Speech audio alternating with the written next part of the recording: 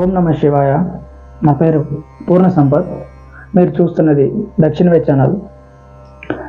ఈరోజు ఈ వీడియో ద్వారా మీకు నేనేం తెలియజేయబోతున్నానంటే గాయత్రి మంత్రం గురించి.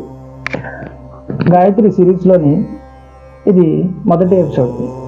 గాయత్రి మంత్రం అంటే ఏంటి, అసలు గాయత్రి మంత్రం వల్ల ప్రయోజనం ఏంటి, ఈ గాయత్రి మంత్రం మనకి ఎలా ఉపయోగపడుతుంది. గాయత్రి మంత్రం అనేది 24 బీజాక్షరాలతో కూడుకున్నటువంటి ఒక మంత్రం.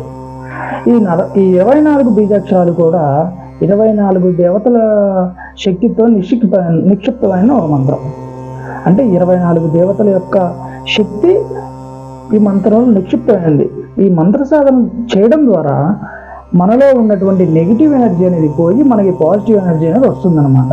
సో ఈ మంత్రంతో మనం ఏదైనా సాధించవచ్చు. సో ఈ మంత్ర చైతన్యంతో జరిగినటువంటి ఒక కథ చెప్తాను, వినండి.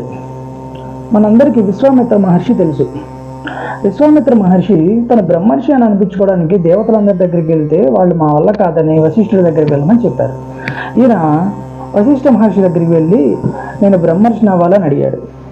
అది సాధ్యం కాదు అని అంటాడు. మరి ఎలా అంటే సాధనతోనే సాధ్యం అవుతుంది అన్నాడు.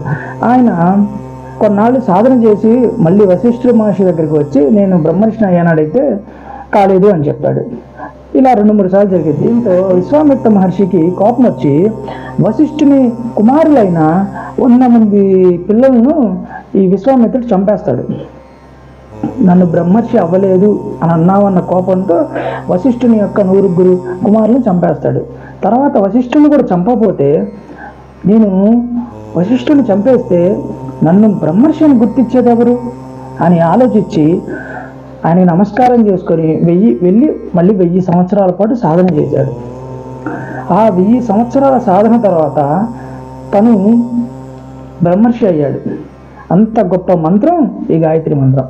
కాబట్టి ఈ మంత్రాన్ని మనం సరైన సమయాన్ని మనం కేటాయించుకొని నిత్యం మనం గనక జపం చేయగలిగితే మనం కూడా అంత శక్తిని సంపాదించుకోగలిగి అనుకున్న దానికన్నా ఎక్కువగానే మనం నిలబడగలుగుతాం.